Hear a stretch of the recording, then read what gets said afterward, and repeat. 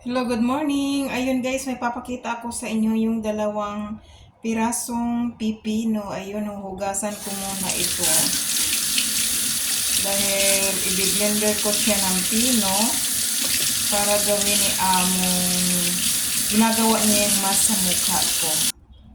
Ayun guys, hihiwain ko lang siya ng maliliit na hiwa. Depende sa klaseng kung anong klaseng hiwa ang gusto mo para mailagay doon sa maliit na blender. At alam nyo ba na ang pipino ay isang prutas na may maraming benepisyo sa kalusugan na may vitamin A, B, and C at makakapag-boost ng immunity at makapagbigay ng energy at radiance sa balat. Kaya ang ganda nito guys. At ito ay mayaman sa tubig, fiber, vitamin, and antioxidants. Pero ang ginagawa ko naman, ginagawa ni Amo, gagawin namin itong juice, yung maliliit, para magiging siya, pinumpino. Bi-blender ko siya, tapos ito, mamaya papakita. Ayun guys, hinahiwa ko lang siya ng maliliit. Ganito yung pagkahiwa. Kasi yung blender namin maliit lang kasi. Meron kaming malaki pero hindi ko naman ginagamit kasi sobrang laki.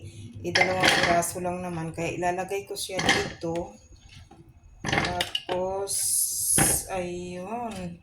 Depende sa inyo kung anong klaseng hiwa. Pero para sa akin, maliliit lang yung pagkahiwa.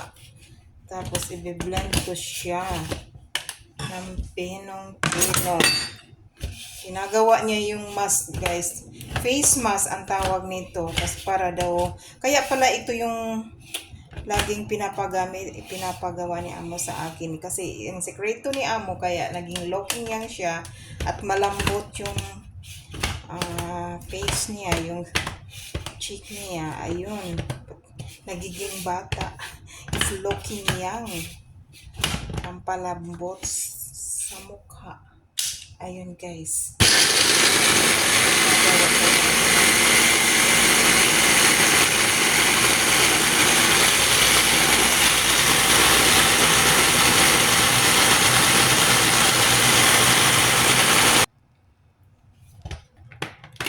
Ayun guys, pinong-pino na siya.